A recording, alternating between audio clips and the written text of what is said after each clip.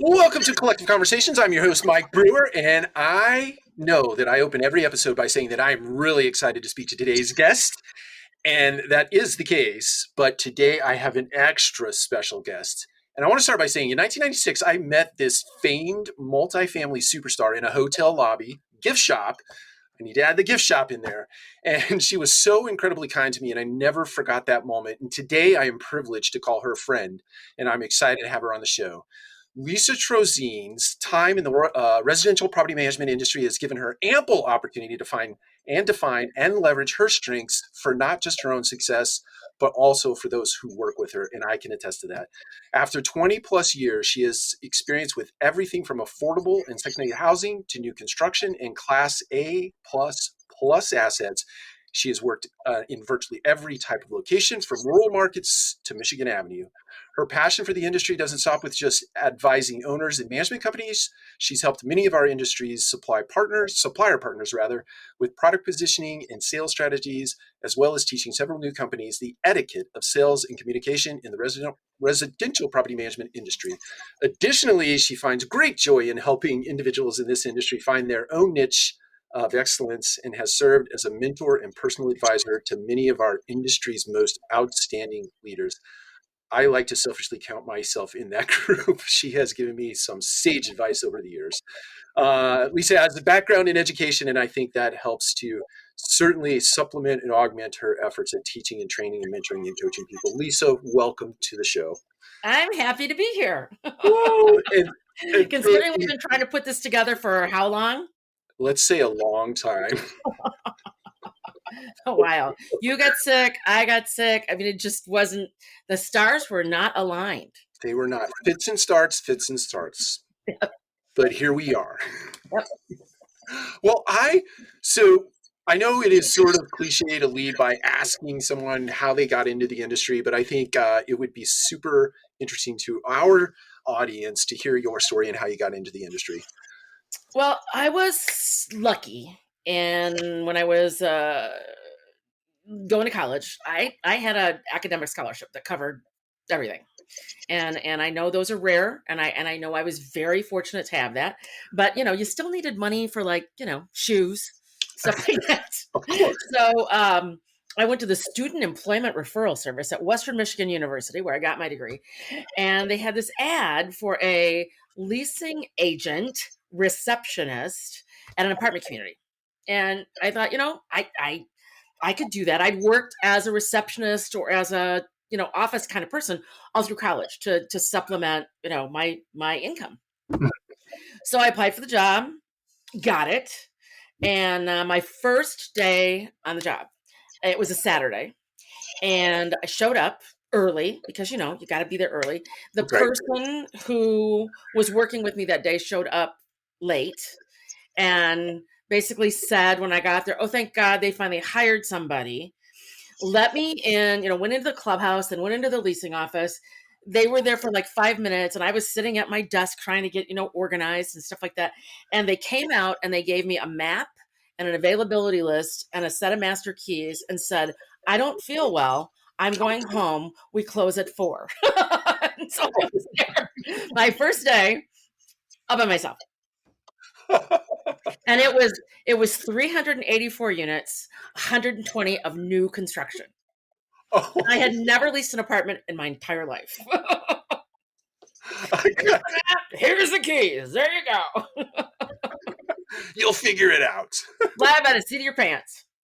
I can't tell you how many stories I've heard that are akin to that story. That it's not necessarily that version of it, but it's the version of, hey, I'm so busy. I've got all this stuff to do.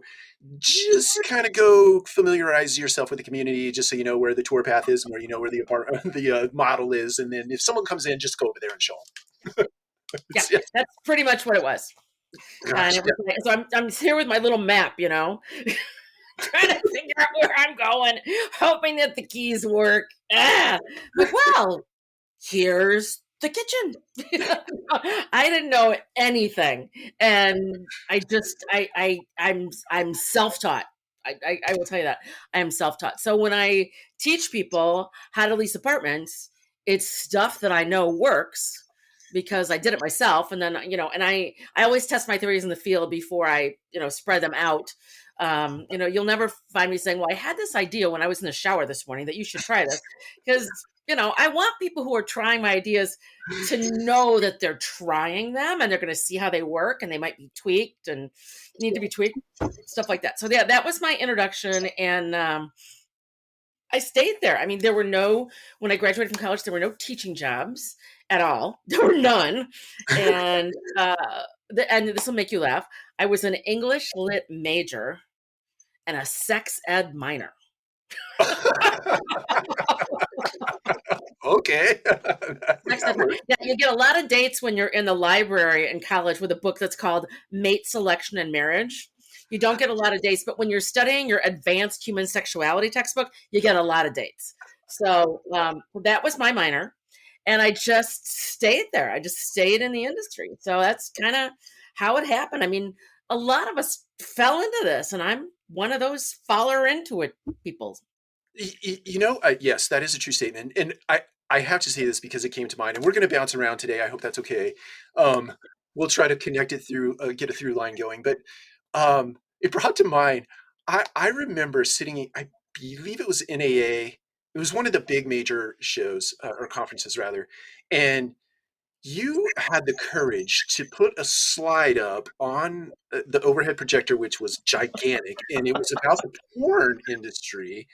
And I think at the time, the point you were making was how the porn industry had been in the black, and they were the only internet company, or not company, but industry at that time. The internet was very early on, and you would use that as a reference. And I thought, that is incredible courage. That is an incredible thing to put up in the sex ed's minor. But the point that I would get to with that is this: I have been and have admired your sense of preparation when you come to do a presentation, when you come to do a teaching, a training, a coaching, a mentoring.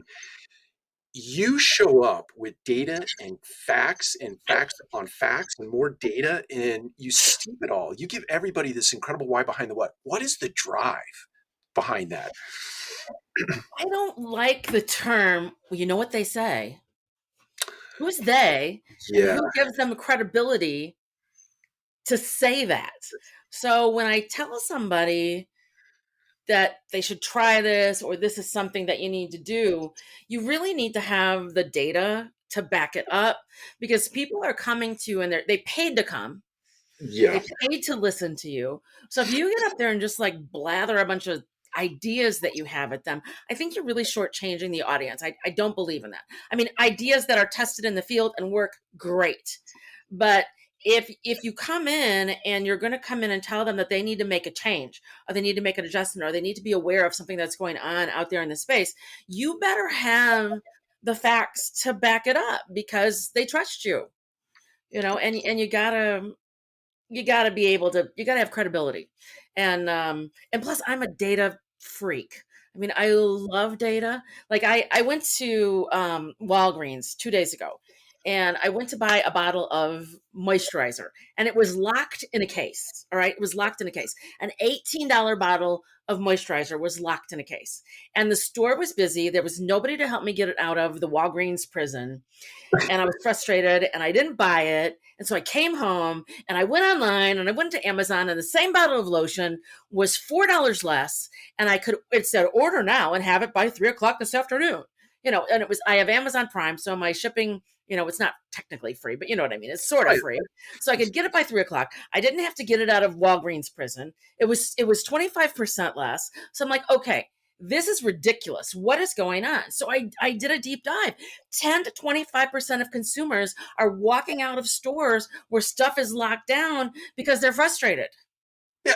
And I wanted to know, am I the only one that's really frustrated with this? No, I'm not. 10 to 25% of consumers are saying, you know what, this is ridiculous. I'm not going to steal this thing. But there's actually a technology out there right now, and the company said they can't make the items fast enough where you'll be able to. They're doing it right now so employees can unlock the cases with their employee smartphone. Yep. So they don't have to find a key and all that other stuff. But there actually is a technology in place where your customer, there will either be facial recognition tied to a loyalty program, or they'll be able to unlock the case with their smartphone, and it'll be almost like the case, the mini bars in Vegas. Oh, yeah, They'll yeah. know how many you took, and they'll know how long the case was open, and then they'll see what you paid, so they'll know if you stole anything, That, supposedly. that So is, so now I'm doing a deep dive into locked cases at Walgreens. So it isn't just limited to my professional life. It is obsessive compulsive. I've got to find out why this is the way it is in my personal life. you know what? I think it lends very well to what you bring, because it seems like, at least to me, because there's a luggage story along those same lines that I read recently on one of your LinkedIn posts where you went to buy a piece of luggage. But it's, I think there are a couple of things to unpack there. I think I would ask this question. Do you think that people walking out of stores, it's not just because you're having that terrible experience, but it is also a function of big consumer brands like Amazon and others who make it so easy that that's your new baseline. That's your new expectation, right? So when you walk into a physical store, if you're not having that same sort of seamless and frictionless experience, you're now frustrated probably sooner than you would have otherwise been had the internet not come along. Is that, Absolutely. yeah. There's actually a term for that on it, and it actually came out years ago. It's called third level service. Okay. And third level service is where you compare the quality of the customer service at your local Starbucks to your local apartment community.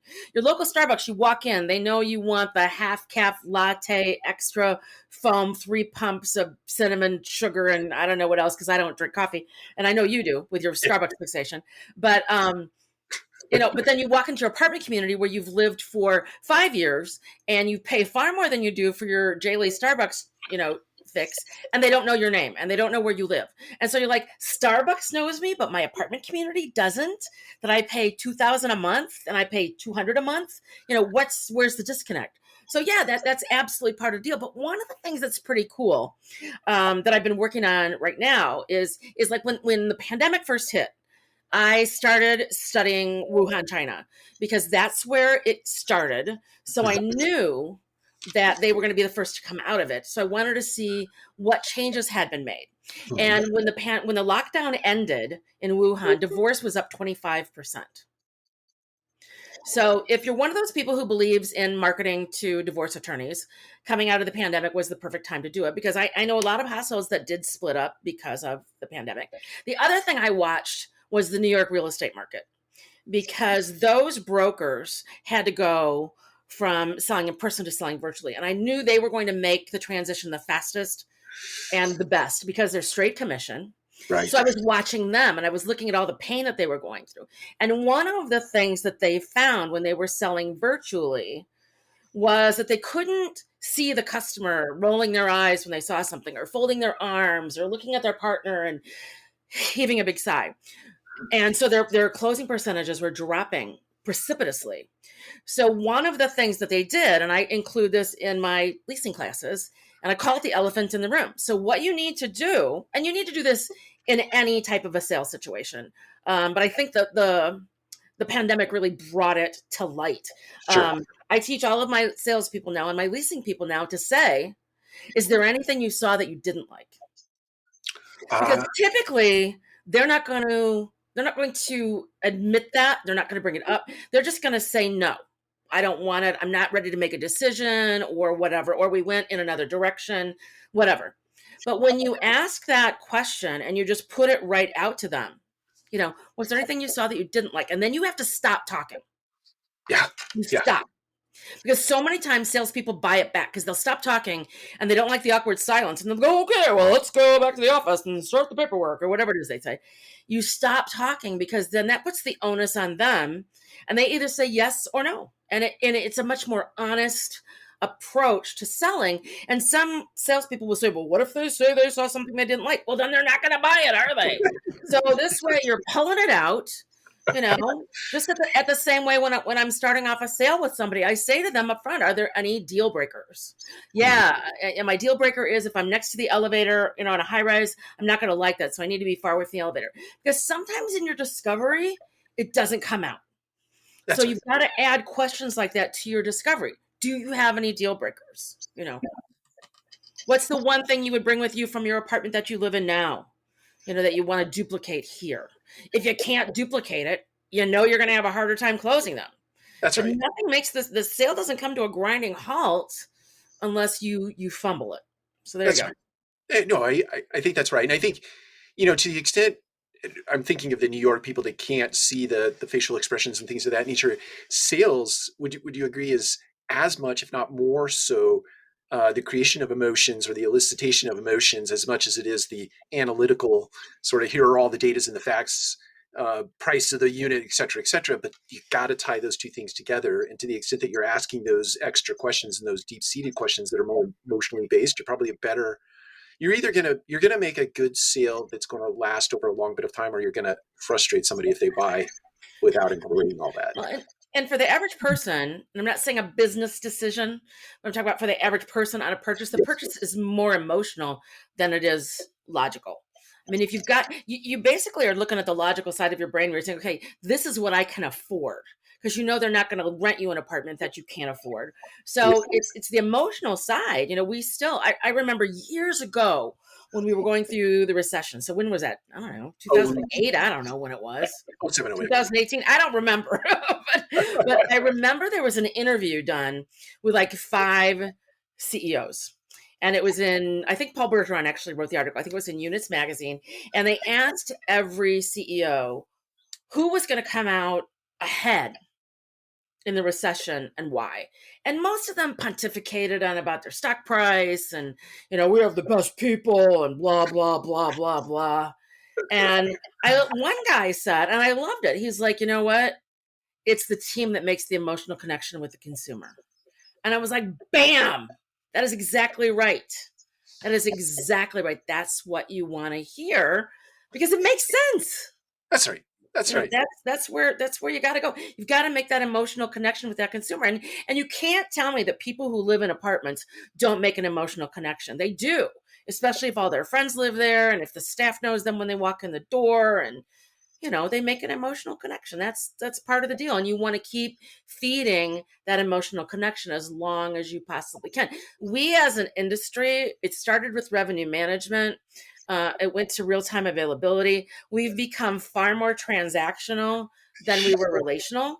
I'm not taking anything away from real-time availability. I'm not taking anything away from revenue management. I think those are all nice tools, but you have to know how to use them. That's right. And if you turn your leasing staff loose and say, revenue management, it's just like the airlines. Who likes the airlines? Nobody. I went on yesterday and this ticket was $600 and now I go back and it's $850 because it's revenue management. I hate that. So, when I have leasing people tell me when I'm doing shops, they say, wait, it's kind of like the airlines. No. No, no, no, no, no, no, no, no, no. You've got to look at things through the eyes of the consumer. And That's you right. package it that way. That's exactly right. It always reminds me of the story. Do you remember at one time when the New York garbage workers were on strike? I do not. One of the pieces of advice was to take your garbage and put it in a box and wrap it in gift wrap and leave it on the front seat of your car with the doors locked. And people would steal it. Now it's still garbage, but it's gift wrap garbage. Okay, don't gift wrap.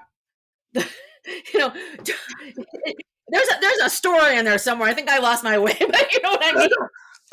This is what I was implying when I led with my remark about you doing the research. It's the facts that you dig up, right, and how you sort of tick and tie them to whether it be sales or whether it be advice to a senior leader. You somehow tie these incredible examples into real life examples that are really practical, right? They sound, wrapping your garbage and leaving it on your seat so someone would steal it doesn't. It just sounds ludicrous. But wow, what a creative idea. What a creative idea. And that's what you got to do. If you've got to put something out there that's not going to be palatable, you have to figure out a way to wrap it so it is more palatable. And I'm not saying what you're putting out there is garbage. That's not the analogy I was trying to make. But you have to figure out a way to sell it in the eyes of that end user. And that's one of the mistakes that I see companies make. They require a dress code on site, but everybody at the office is business casual and can wear jeans. And then the executives go and do a property tour and they're dressed in business casual and the staff is dressed up. That's just wrong. That sends a message that says we're in the ivory tower. We have a different standard. We're more comfortable. We're paid more. We're better than you. If Yeah. you're going to go to the property and the property has to dress up, you dress up. It's not rocket science. That's right. And that brings to mind something you posted recently as well. And I think you've posted this more than once because I got in on the conversation and it was about purple hair at the time, but the one you posted most It recently was about purple hair. the one you posted most recently was about tattoos. Mhm. And so give us your opinion about that. I know it's a strong one and I like it. I don't have a problem with tattoos. Yep. It's interesting because the industry has morphed and it's gotten a lot more accepting of tattoos. Years ago, tattoos were like a bad thing to have. That's right. And look at somebody like Sir Richard Branson. Tom Peters always said, swipe from the best and adapt. Yes, that's and right. I love that expression. Swipe from the best and adapt. And Richard Branson, if you stay at a Virgin hotel, or you do go out to business, go on that Virgin cruise, his people have blue hair and they're tattooed and they have multiple piercings. But you know what? They have amazing customer service. And we have a lot of management companies who say, your hair color must be a color that's only found naturally occurring in your hair. No tattoos, da da da da da da da. And I think that has become archaic. Now, some people will say it depends on your demographic, and I have to agree somewhat. I can see it being off-putting if you're managing like a senior property, Sure. that are very conservative seniors or something. But I would have to do a deep dive to find out if it was. I don't know. I'm just guessing. But I've had some of the most amazing customer service by people who are tatted and pierced and have the strangest hair in the entire world, because that doesn't make them different from a customer service delivery standpoint. It does not. Going back to Starbucks as an example, I visit the same Starbucks frequently. I have one in the little town that I live in and one in the city where we're close to our work. And they all know my name. Of course they do. Right? But they all express themselves in very different ways, be it the tattoos or the face piercings or whatever. But they are the nicest people. And you know what else? When you take the time, I don't have a tattoo and I don't have any piercings and I'll never have any, but that doesn't matter, right? But I found that if you take the time to say, tell me about that tat, right? Tell me about that. Mm-hmm. They light up and They they have do. amazing stories. Because tattoos are very personal, or at least my experience with asking people about them, they're very personal. They And are. the stories are deep, and some of them are hard to hear, but but it's interesting. You can create that dialogue and that relationship both ways, and I think this sort of leading into I don't know if this is a question as much as it is a statement, but I think it's time for the multifamily industry to go away from transactions and back to the humanities, right? We need to see each other. As operators, I know I'm on a mission to get computers off of every desk in every office across our entire organization on the site level, because I want people to not be distracted by technology. I want them to be able to see each other. Wait, you don't want them to be doing this while they're talking to a prospect? What did you say? I've got to put it in the notes. Can you hold on? Yes, exactly. Wait a sec, I have to backspace. Oh no, my screen froze. Can you wait? Exactly. Or even the iPad. I just. But this is what makes me the craziest. Yeah. This on the desk in the leasing office makes me insane. And the smartwatches. Oh yeah, the smartwatch. Are you ready? Here's a conversation with somebody with a smartwatch. So, how have you been? Yeah, what's going on? Yeah, I'm so happy to see you. Yeah, that's a smartwatch conversation. It's like, seriously, if you and I were sitting here and I was looking at my smartwatch, I might as well do this. Yeah. Because I'm saying that this is more important than you. That's right. Drives me crazy. That's exactly right. That brings to mind, I'm having a blast with this new app. It's called Be Real. And so Be Real? Be Real. And the essence of Be Real is it notifies you at random times throughout the day And at that moment in time, you have 2 minutes to take a picture of whatever you're doing at that moment in time. You don't get a chance to prep. You don't get a chance to like choreograph everything. But I'm having a lot of fun, like in restaurants and Starbucks and other places, like snapping people who are doing exactly what you just said, right? Look at all these people sitting around with each other, but not really with each other. They're Exactly. just, right, they're doing all this stuff. Yeah. You should Exactly. check out Be Real. It's so Yeah, much fun. I made a post once on my personal Facebook page, and I said, I went into Starbucks the other day, and there was a guy sitting there drinking coffee, not on a phone, not on a laptop, like a maniac, just drinking coffee. Rebel, out of control. You know, it's okay to do that. It's actually really good for you.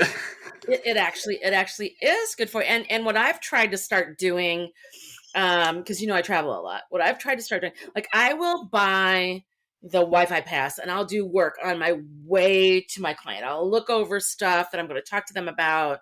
I'll make sure that I'm ready. I'll look at some news articles, stuff like that, because I'm always updating all my stuff based on what's going on Sure. today.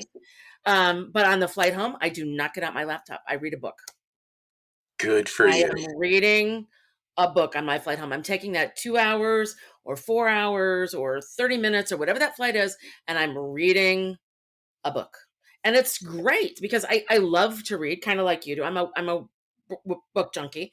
And it's just, you have to curb it yourself. I just got off a 1 month Facebook detox, and oh my God, it was so good. It was so good. It's I it's removed the app from my phone. I don't know if have you seen The Social Network, and I'm sure everybody's seen The Social Network at this point. Mhm. Yeah, I mean that is real. When you rewire your pathways, right? And you're taking hits of dopamine every 15 seconds, it Yep. really does something to your brain. The only thing that was bad though about jumping off Facebook was a lot of my friends live their lives on Facebook, and I'm not being critical of that at all. So I missed some things, Sure, which sure. which made me feel bad because I wanted to be able to say, "Hey, congratulations," or "You have my sympathies," or whatever. And I missed those things. So that's the only really kind of downside. I feel like we need an out of office. Facebook needs to develop sort of an out of office app or a piece of their app where everybody who posts Yeah, and anything. I posted on there that I was, off for a month, but I don't expect people to say, "Oh, she's off for a month. Let's not reach out to her." You know what I mean? Yeah, that's true. That'd be a hard thing to do. Yeah, Uh, that'd be kind of crazy. I'm interested. So I want to segue. We're hard left. Apartment All Stars. How Yes. did Apartment All Stars come to be an organization? Who sort of seeded that thing, and how did it take off into what it is today? Because that is a group of Apartment All Stars, high powered.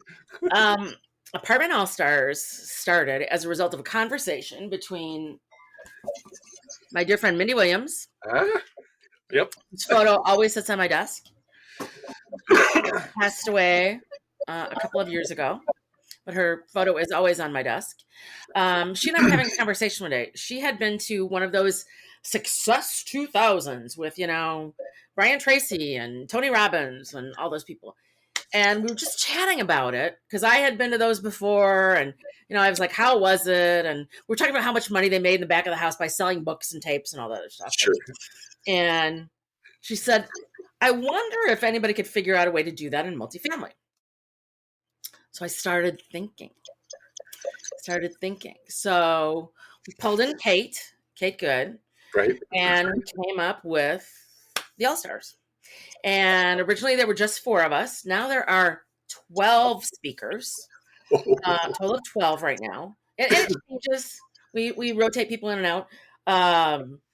But there's 12 of us, and one of the big pieces, and it's funny because we have gotten so much criticism from some people over this and so much praise from others over this, is, we started it as a way for apartment associations to make money and bring national speakers to their market that people might not otherwise see if they didn't go to a national apartment association event. I understand. And so the association keeps the door, so they can charge whatever they want. We don't tell them what to charge. Um, we suggest that they try to get a free venue or a cheap venue, because the more they save on that end, the more they're going to make. So we have had people make up. We've had a couple of associations make six figures from having the AllStars in for the morning. So because they charged a certain amount, Right. and we've been around for, wow. Honestly, I don't remember how long we've been around. Maybe 25 years now. We thought it would last for a year. Oh, Our plan was 1 year. And then the demand got so great that we had to keep going. And then we got hit by the pandemic, and we've had to, kind of sit back and retool, but we're still out there. Um, and one of the things that's exciting is we've been able to bring on speakers who are just amazing speakers that are subject matter experts and work for an industry supplier like Pete Regulis. Pete will tell you, you need to have Pete on here. Pete okay. will tell you that I went to court and I said, I want Pete Regulis to be an all-star. And he was like, what? What? I said, you've got the chops, you can do it. And so he's like a full-fledged speaker now, and he's amazing. He's an incredible MC. He's a great speaker. He's got so much energy. He does a fabulous job. We've got Virginia Love, who works she's the industry principal for Entrata. That woman brings the house down. Is that She right? gets up there and she tells it like it is, and she doesn't mince words, and she just does an amazing job. We've got a great bunch of people, and we just really love to excite the audiences, get them fired up about what they're doing. We want them to go back to work and just be so pumped to Yeah. retain more residents, lease more apartments, move up that corporate ladder, whatever it is. Our whole goal is to get that audience excited. And I think we do a great job of it. Oh, yeah. I got to tell you, the thing that strikes me most when I see that, I've seen it multiple times now, is the fast-paced nature. I mean, you run through 8 speakers. Let's say it's like 10 minutes each or 15 minutes Yeah, each, and it is like nonstop.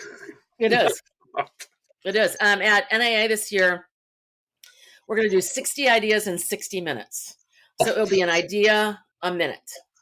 And we prep this for weeks at a time. You have to get your slides in. We go through the slides.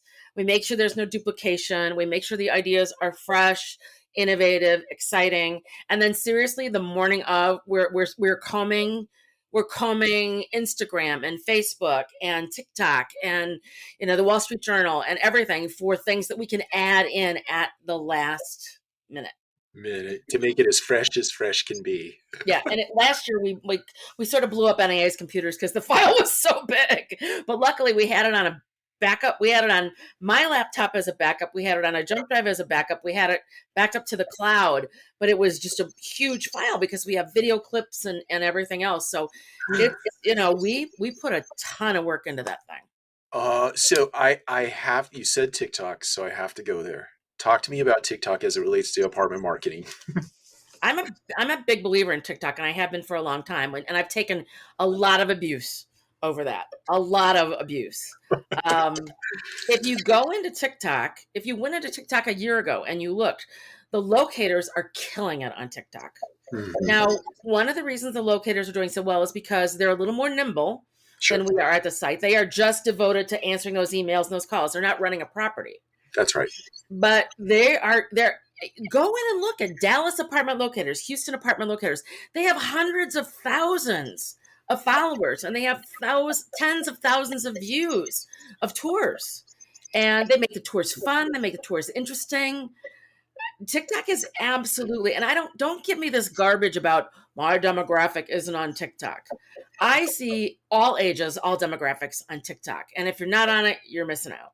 Oh, yeah. I was listening to Renters Obsessed podcast today, and somebody chimed in with it wasn't really a question, it was a statement. They were talking about an active adult community or a senior living adult community, and that community had been using TikTok, right? Yeah. With their residents and with the people, like, I guess the sons and the daughters of the people who live in those active adult communities, right? It's not just those individuals who live there, it's Yeah. their spheres of influence, right? That you're talking to. Yeah. Yeah, because your kids, as people age and they look for apartments or places to live or whatever, their adult children help them. So That's right. you're marketing to two separate groups there, but it's if you're ignoring it, you're making a big mistake because everything is now and has been for quite a while video, video, video, video. I mean, when did you start doing video along with your podcast? Oh, gee whiz, 6 years ago, plus minus. But Yeah, there's still a lot of people that are just doing podcasts with no video. that's Now right. that's okay. When I'm at the gym, I'll listen to the podcast. But I like watching the video. I like seeing the facial expressions. I like kind of, seeing what's going on. Like I follow this thing on TikTok called Room Rater. And what they do is they look at the room behind you on a Zoom call and they rate the room. It's hilarious. It's absolutely hilarious. They talk about your background and they score you on a scale of 1 to 10 on what the room looks like behind you. I mean, it people like to see things. Oh, yeah, it is, right? I mean, I tend to lean more toward Instagram than I do TikTok, but I play around in TikTok because I know apartment renters are going to play around in that. So I feel like if you're going to be good at something, you have to be a practitioner of it. But Absolutely. and TikTok doesn't, or sorry, Instagram doesn't have that kind of sort of, I guess, community or creative ecosystem. It's more like pictures of whatever's going on in the day. But I get Well, engaged. you can look at reels and you can look at them back to back to back to back to back. But the Right. problem with that is when you're doing that, it's all the people that you follow. That's On right. TikTok, you can get all kinds of people that you don't follow. It just pops up randomly, and you can be like, "Holy, this is so weird," and you just skip right through it, But go to the ones that you really like, and I find myself sharing them, and making sure that I can get back to that same video that I want to see. And I'll never forget this. It was a couple of Christmases ago. And I was getting beaten up on the regular on LinkedIn about my support for TikTok. And there was a woman in Ulta. I was Christmas shopping. And there was a woman in Ulta, and she had to have been in, I'm going to guess, her 70s. And Okay. she's walking through Ulta, the makeup store. She's walking through Ulta and she's looking for stuff. And she's got her phone out. And this woman comes up to her and says, can I help you with something? She goes, I'm trying to find this makeup that I saw on TikTok for my granddaughter. And she's on TikTok and she knows how to work it. And the Ulta person doesn't say like, you're too old to be on TikTok. Like people are telling me on LinkedIn that people aren't going to be on TikTok because they're too old.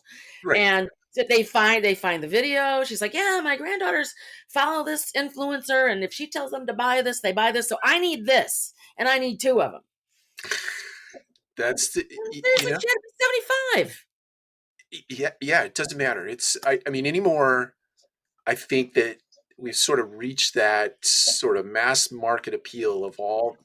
Certainly, it started with the iPhone, then it started with apps, and then it started with Amazon and commerce, et cetera, et cetera. But we've reached the tipping point where it doesn't matter. It's cross generational, right?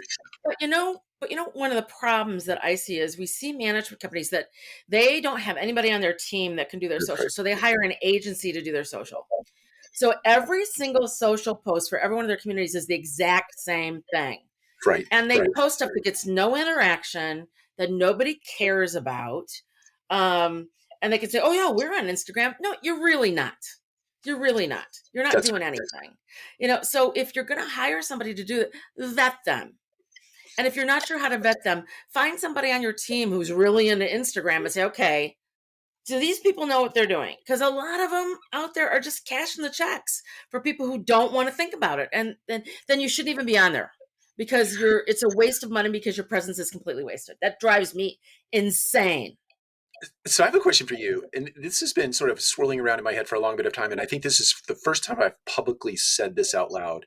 Uh-oh. Um, yeah, so let's say Lisa Trosien has 200,000 followers. She's in our own right, whatever, across platforms or maybe one platform or whatever. Let's call you a micro influencer or even a major influencer. But you're not. I mean, maybe you're capitalizing on that in terms of influencing people and getting paid for that promotion, et cetera, et cetera. But you come to work for an apartment community, and now company owner of property management company, want to use your influence.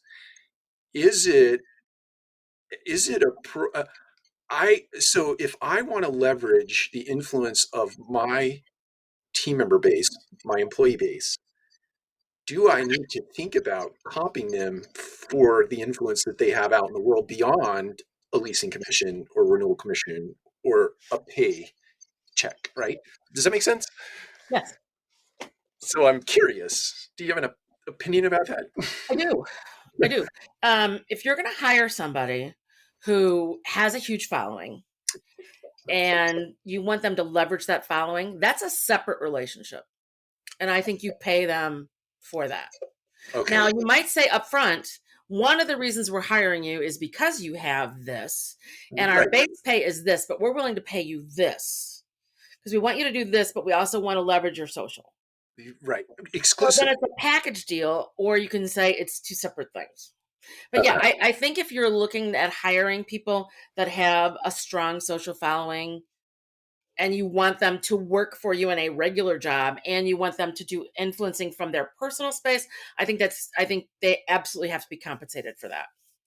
Yeah, it's an interesting topic, and I think it's only become more pronounced in my mind as of late because people are amassing these huge, I call it huge, whatever your definition of huge is, but people come to work for you who have a lot of people that follow them, whatever platform that might be, and they're leveraging that on your behalf, right? Yeah. Yeah. And I don't see anything wrong with that as long as they're being compensated and you're very clear about that up front. But I think that's an absolutely valid question. I think you absolutely have to talk about that in the space today. It's So do becoming me a favor. One thing before we go any further, I do not want to talk about the metaverse. All right. I'm going on record. I don't want to talk about NFTs, blockchain, or the metaverse. Okay, that's off limits. And I should have told you that at the beginning. Those three topics completely off limits. All right. That's a discussion for a totally another day. Did you say blockchain in that group of things? I did. I threw in blockchain, metaverse, and NFTs. Oh, and crypto. I don't want to talk about crypto either. Those are off the table. Those are completely off the table right now. Yeah, that's fair. That's fair. I think that's fair too. I'm digging into those topics myself as of late, and so I'll leave them off the agenda for today. You can, yeah, we'll talk about that at a date to be determined. That's fair. That is fair. I think that's an interesting topic, and we should talk about it at some point in time. If I get you back for a round two at some point, we'll Yeah, have to. I agree. It's something that we absolutely have to talk about, but I'm not in that mindset today. Do you know what I Understood. mean? I mean, if this had like vodka in it, I might be in that mindset, but this just has water in it. So no, I am not in the mindset to talk about that today. Okay. I will not ask you about the metaverse. For sure. I do have an off. It's a random question. Okay. Um, it dates back to a time that I traveled up to Chicago to participate in a bus tour that you put together, and you And you we had a made you shoot baskets in the gym. everybody's Remember like, that? dunk it, dunk it. I'm like 40. I don't dunk at 40. I know I'm You're six like, foot hang eight. on the rim. Like Hey, go Red Raiders, you know? that's our woohoo, guns up. um, yeah, I do remember that. Um, but I think the thing that I Are you going to remember bring up most the about, pencil? I'm bringing up the pencil. I'm bringing up Leo Burnett, right? The marketing agency. You have her in there. She now lives in Atlanta, as I understand. She does, and she left Leo Burnett to go and be the head of like consumer affairs or whatever for Coca Cola, and she has since left Coca Cola, and I can't remember the name of the company she's with, but she big cheese. She's awesome, super talented on the marketing end. I really need to get her a speaking slot at AIM or NMHC or something because she's so good. Listen, she spoke for what 20 minutes as sort of an introduction to the bus tour, Yeah. and she handed out pencils, and I was just spellbound by the things that were coming out of her mouth, right? And so For those of you who do not know what Leo Burnett is, can you just tell them quickly what that is, how you met this person, and kind of how that's maybe influenced even your perception of marketing in the Leo apartment? Burnett is a huge ad agency based out of Chicago. And April Carlisle, who we're talking about, is a friend of mine. Lived in my neighborhood until she moved to Atlanta because she wanted to live closer to you, because you were so fascinated with her pencil story. And we were putting together the bus tour, and I felt like, you know what, if we're gonna do this bus tour in Chicago, because Chicago has amazing product, I thought, why don't we tap some of these incredibly talented people who are in Chicago and do just like a little kickoff to the tour? And we were looking at, marketing ideas and leasing ideas and things like that. So I called up April and I said, hey, would you like to come in and just talk to a group of basically industry people and my friends, because most of them were my friends, and help us kick off this bus tour and just do a kind of overall 20-30 minutes about marketing? And she nailed it. She did an incredible job. And she did at such a high level because, she worked with, I mean, every time I would go on April's Facebook page, she would be in Dubai, and she would be in Greece, and she would be there for these product launches and speaking at these marketing conferences. I mean, she was launching huge products. She actually, before she went to Leo Burnett, or when she was at Leo Burnett, she was in charge of Procter and Gamble. I mean, the woman has done some incredible marketing in her career. And if you get a chance to follow her on LinkedIn, her name is April Carlisle, Carlisle. And she is just super smart lady. I echo that. I was just blown away. I was just peeking back in my filing cabinet here because I still have that pencil. I know you do. Still I have don't it. have mine because somebody on the tour lost theirs and asked me for mine. Oh, that's a. Do you want to There's, tell them the pencil story? you should tell them the pencil story. It's a very amazing No, story. I'm not telling them. You have to tell them. So the pencil is the circumference of the pencil is special, and thus it requires a special pencil sharpener. I learned this because I went and read about the pencil after the fact. Or no, she told the story actually. She told the story about the pencil, and so, but the pencil does not have an eraser because there are no mistakes at Leo Burnett. There are no mistakes, so you cannot erase anything, and everything is done in pencil, right? And I'm probably leaving some punchlines out here, but it's sort of like or at least the way it translated in my head was great ideas start with uh, crappy first drafts, right? And you right, and you just iterate. Whether it be in collaboration or in isolation, you're iterating on these original ideas, Mhm. and that's the idea behind the pencil. You don't get to erase anything because there are no. Well, and if you think about it, it was a great way to start out the talk. Mhm. It tells a great lesson, and it's obviously stayed with you after several years, and that's what makes up part of a great talk. You know, That, I that, use lots of props in my webinars. These are my Easter bunny ears that you can see. I have my crown that I wear, because people get bored on that's right. webinars. If somebody says something and it's just kind of out there or weird, the chicken squawks. I've got my chicken here. But my favorite webinar toy, that is my most popular one, and I've actually had people say that they're like, well, I saw your webinar and you had such and such in it. Are you going to bring that when you speak to our people in person? I'm like, you want that? Okay, so here's the story behind this. We had come out of lockdown, Okay. and a small owner in Chicago called me up and he said, "Can you do me a favor?" He said, "Can you just go visit my team at this building? They're struggling. They need to be, cheered up and punched up and excited." I'm like, "Yeah, I'll totally go." So he said, "And don't forget to wear a mask." And I'm like, "Yeah, I know, I'm gonna wear a mask. Obviously, everybody's wearing a mask." So I started thinking about wearing a mask.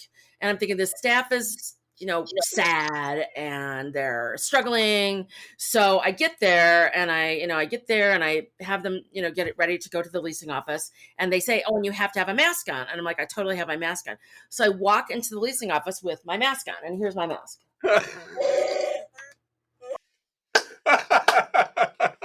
And they did exactly what you're doing. That's gold. Because do you remember the woman who went viral for the video in her car? I So when that happened and people were losing their minds over that mask, I knew I had to buy one. So I bought one and I've had it ever since. And so I use it on webinars and people and at the end of the webinar, I'm like, are there any questions? Yes. How much is the Chewbacca mask? And where did you get it? You know? you're going to have to, at the end of every webinar, you can put links, affiliate links out there. And Yeah, I need to have a QR code with affiliate links so I can make money because I think I've sold more. I've also sold a lot of these. Hold on. This is my little guy where the battery's getting low. This is my wacky tube guy. It's like the thing you have at car washes. Oh yeah. I need a new battery. The battery is like almost dead. But I buy these toys because webinars where the person is just staring into the camera and talking are just really so boring. So you need, and on a webinar, you should talk 20% faster. You should have your hands in the picture because when people can see your hands, they trust you more. If you've noticed, my hands have been up here for most of this podcast. I mean, you got to have that, like sometimes there'll be like a break, and so I'll have my Green Bay Packer gnome. He'll just walk across the screen, and he'll look at everybody because I'm a huge Packer fan. So I have my Green Bay Packer garden gnome. So I just have junk here that I use to make people laugh and have a better time because webinars can be so dull. Oh yeah, that is a true statement. I mean, some webinars come on and I'm like, oh my God, can they send me the recording because I need to take a nap? You can't do that. People need to be entertained. The average adult learner needs a change of tempo every 8 minutes. So if you said something that I liked on a webinar, I'd be like that. Because you want to keep people pumped. That brings Tony Robbins back to mind. He has this thing called pattern interruption, right? And that it's like that every 8 minutes you've got to introduce something into the environment that gets people re-engaged in what you're trying to talk about. They do. Yeah, adult learners, especially, they'll just start to go. And it's so true. It's just, you gotta keep it moving. That's right. All right, we are approaching an hour. Oh, we are. This has been so fun. Especially this last. I felt like it was 10 minutes. The last 8 minutes have been really fun. But I have to before I give you the opportunity to let people know where they can find you. What are you reading these days? You mentioned books, and I know you held up Atomic Habits with James Clear. I think that's who wrote that book. I'm rereading Leaders Eat Last. I really like this. Yeah, I'm rereading that. I've got some other books. Hold on, that I may not be reading them right now, but you need to read them. Hold on. Any book by Dr. Robert Cialdini is fabulous. Yeah, brilliant. Dr. Cialdini is like my hero. I fangirl Dr. Cialdini. I passed Channing Tatum on the street once in San Francisco, and I kind of looked at him, and he kind of looked at me and gave me this nod like, yeah, it really is me. And I just thought, that's Channing Tatum. But I met Dr. Cialdini in person, and he's a social psychologist. I lost my mind because I'm such a geek. I'm a complete nerd. I chased the limo driver for oh gosh, what's his name? Who's the marketing guy? Seth Godin. Yes. I was coming home on a red eye, and I'm coming out, and there's a guy standing there holding a sign that says Godin. Well, if it's Godin, it's got to be Seth Godin, right? So I stand there and I wait for him to show up because I'm stalking him. All right. Well, the limo driver leaves, and then Seth Godin comes out, and I said, "Oh my God, you're Seth Godin. Can I look at you, and can I breathe the air that you're breathing? And can I just stand here and admire?" He's really short, by the way. He goes, "How did you know I was coming out?" And I said, "I saw your limo driver with a sign." He goes, "Which way did he go?" He said, "I can never find these drivers." So I hung out with them, and we walked out to the curb and waited for his car to come, and he just chatted away with me. He was a great guy. He's so fun. I don't know him. I've never met him, but I listen to and read all of his stuff. It's just amazing. Totally cool. He's totally It's cool. awesome. Yeah. So I had beers one night in a Marriott in Oklahoma City with John Bon Jovi. I had no idea who he was because I am not cool. I am so not cool. But if it would You're have been very like cool. Tom Peters, I would have known who it was. If it would have been like Brian Solis, Brian Solis is my new intellectual crush. I would have like stared at him and been like a fish gasping for air, not knowing what to ask him. But John Bon Jovi, people like that, I'm like, Eh, you had some cool songs, big whatever. whoop. How many books on science of marketing and sales have you written? No, I don't care about you. I kind of would be like that. I believe that, actually. Total. Oh, no. So intellectual, however you would do that. Total intellectual. Oh, like an Yeah, I can't do that. something like that. That doesn't work. We'll go with that. All right. Well, I'm going to give you one. You should get this book if you haven't. What one is it? It's called Influence is Your Superpower Ah, by Zoe Chance. okay, I'm going to write that down. Hold on. Yeah, I think you should pick that up because I'm reading it and I'm thinking Lisa would like this book. Lisa would like this book. So Okay, hold on. I'm writing it down. I think Yeah, it's a because good. I study, the power of influence. I study that all the time and teach it to my sales people kind of thing. Testimony number 1 on the back of the book jacket is from Robert Cialdini.